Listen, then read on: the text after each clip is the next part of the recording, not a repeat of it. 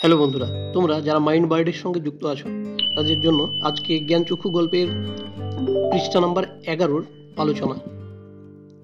তার মানে তপনের নতুন মেসোমশাই একজন লেখক, সত্যিকার লেখক।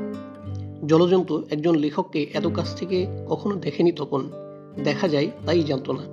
লেখকরা যে তপনের বাবা, ছোট মামা বা মেজ কাকুর মতো মানুষ, এ বিষয়ে সন্দেহ ছিল তপনের। দেখো, এই 3 লাইনের মধ্যে শেষ অংশটা, অর্থাৎ এ বিষয়ে সন্দেহ ছিল তপনের, এই লাইন থেকে একটা 3 নম্বরের প্রশ্ন আসতে পারে যে তপনের কোন বিষয়ে সন্দেহ ছিল। তাহলে সরাসরি উত্তর লিখতে হবে যে লেখকরা যে তপনের বাবা, ছোট মামা ও মেজ কাকার মতো মানুষ, এই বিষয়ে তপনের সন্দেহ ছিল। তারপরে এগিয়ে যাই। কিন্তু নতুন মেশোকে দেখে জ্ঞানচক্ষু খুলে গেল তপনের। এখান থেকেও একটা প্রশ্ন হতে পারে যে তপনের কিভাবে জ্ঞানচক্ষু খুলেছিল। তাহলে একটু বিস্তারিত লিখতে হবে। তপনের প্রাথমিকভাবে ধারণা ছিল লেখক মানে সাধারণ মানুষ নয়, কিন্তু সে তার ছোট মেশোকে দেখে জানতে পারলো যে লেখকরা তাদের মতোই সাধারণ মানুষ। আর এভাবেই তপনের জ্ঞানচক্ষু খুলে গিয়েছিল। তারপরের লাইন দেখো, আশ্চর্য, কোথাও কিছু উল্টো পাল্টা নেই, অন্যরকম নেই, একেবারে নিছক মানুষ। সেই ওদের মতোই দাড়ি কামান, সিগারেট খান, খেতে বসেই আরে ব্যাস, এত কখনো খাওয়া যায়, এই বলে অর্ধেক তুলে দেন। চানের সময় চান করেন এবং ঘুমনের সময় ঘুমন। এখানে তেমন বিশেষ কোনো বক্তব্য নেই যেখান থেকে প্রশ্ন হতে পারে। তারপরে দেখো, তাছাড়া ঠিক ছোট মামাদের মতোই খবরের কাগজের সব কথা নিয়ে প্রবলভাবে গল্প করেন, তর্ক করেন, আর শেষ পর্যন্ত এদেশের কিছু হবে না বলে সিনেমা দেখতে চলে যান, কি বেড়াতে বেরোন সেজেগুজে।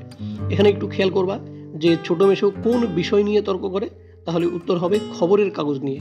আর তর্কের শেষে তিনি কি বলে চলে যান, তাহলে বলতে হবে যে এদেশের কিছু হবে না, এই লাইনটা।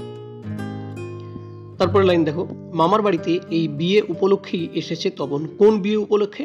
তাহলে ছোট মাসির বিয়ে উপলক্ষে। আর ছুটি আছে বলেই রয়ে গেছে। ওদিকে মেশোরও নাকি গরমের ছুটি চলছে।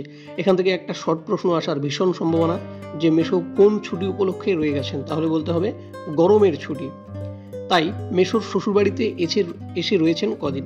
তারপরে দেখো, তাই অহরহই জলজান্ত একজন লেখককে দেখবার সুযোগ হবেই তপনের।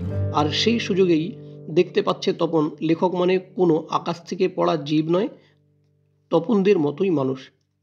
এখানে একটু তোমরা মনে রাখবা, লেখক মানে তপনের আগে কি ধারণা ছিল। তাহলে বলতে হবে আকাশ থেকে পড়া কোনো জীব। খেয়াল করো তারপর লাইন, মেসোমশাই কলেজের প্রফেসর। এখান থেকে একটা শর্ট প্রশ্ন হতে পারে, মেসোমশাই কি কাজ করেন? তাহলে বলতে হবে কলেজের প্রফেসর। এখন ছুটি চলছে, তাই সেই সুযোগে শ্বশুরবাড়িতে রয়ে গেছেন কদিন। আর সেই সুযোগেই দিব্যি একখানি দিবানিদ্রা দিচ্ছিলেন। ছোট মাসি সেই দিকে ধাবিত হয়।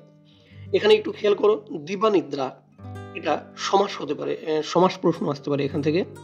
তাহলে উত্তরটা এরকম হবে, দিবাকালীন নিদ্রা। মধ্যপদলোপী কর্মদ্বারায় সমাস হতে পারে, অথবা দিবার নিদ্রাও হতে পারে, কিন্তু প্রথমটা বেশি ভালো হবে, মধ্যপদলোপী কর্মদ্বারায় সমাস। তারপরে দেখো, তপন অবশ্য না আ করে প্রবল আপত্তি তোলে, কিন্তু কে শোনে তার কথা। ততক্ষণে তো গল্প ছোট মেশোর হাতেই চলে গেছে। হইচই করে দিয়ে দিয়েছে ছোট মাসি তার ঘুম ভাঙিয়ে। কার ঘুম ভাঙানোর কথা বলছে? ছোট মেশোর। তপন অবশ্য মাসির এই হইচইতে মনে মনে পুলকিত হয়। এই লাইনটা, যে মাসির কোন হইচইতে তপন পুলকিত হয়। তাহলে বলতে হবে যে মাসি যে তপনের লেখা গল্প মেশোকে দেখাবে, এই নিয়ে সে হইচই করছিল, আর এই হইচইতে তপন মনে মনে পুলকিত অর্থাৎ আনন্দিত হয়। তারপরে লাইনগুলো দেখো, মুখে আ করলেও হয়, কারণ লেখার প্রকৃতিক মূল্য বুঝলে নতুন মেসোমশাই বুঝবে। রত্নের মূল্য জহুরির কাছেই। এই লাইনটা তোমরা বিশেষভাবে মনে রাখবা যে এই লাইনটার তাৎপর্য কি। সহজভাবে বলতে হবে যে জহুরিরা যেমন রত্ন নিয়ে কারবার করে, তাই তারা যেমন রত্নকে সঠিকভাবে চিনতে পারবে, ঠিক তেমনি মেসোমশাই যেহেতু একজন লেখক, তাই মেসোমশাই তপনের গল্পের প্রকৃত মূল্য বুঝতে পারবে।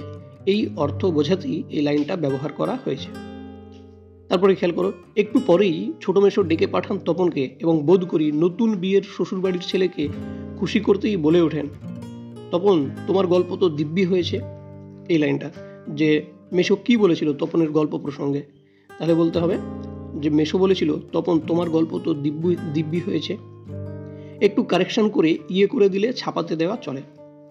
তপন প্রথমটাই ভাবে ঠাট্টা, কিন্তু যখন দেখে মেশোর মুখে করুণার ছাপ তখন আহ্লাদে কাদো কাদো হয়ে যায়। এই লাইনটা খেয়াল করো, তখন আহ্লাদে কাদো কাদো হয়ে যায়। এই লাইন থেকেই এবার মাধ্যমিকে প্রশ্ন আসছিল যে তপন কখন আহ্লাদে কাদো কাদো হয়ে যায়। তাহলে উত্তরটা আগের লাইনেই ছিল যে যখন সে মেশোর মুখে করুণার ছাপ দেখেছিল তখন সে আহ্লাদে কাদো কাদো হয়েছিল। তাহলে বাপু তুমি ওর গল্পটা ছাপিয়ে দিও। মাসি এই কথা তপনের মেশোকে বলেছে। মেশোর উপযুক্ত কাজ হবে সেটা কোনটা? তপনের গল্প ছাপিয়ে দেওয়া। তারপরে খেয়াল করো, মেশো তেমনি করুণার মূর্তিতে বলেন, তা দেওয়া যায়, আমি বললে সন্ধ্যা তারার সম্পাদক না করতে পারবেন না। ঠিক আছে, তখন তোমার গল্প আমি ছাপিয়ে দেবো। এখানে এই পত্রিকার নামটা তোমাদের মনে রাখতে হবে যে কোন পত্রিকায় তপনের গল্প ছাপতে দেওয়ার কথা ছিল। তাহলে উত্তরটা হবে সন্ধ্যা তারা। তাহলে পৃষ্ঠা নাম্বার 11 আলোচনা আজ এখানেই শেষ করছি। এরপরে আবার পৃষ্ঠা নাম্বার 12 নিয়ে আলোচনা হবে।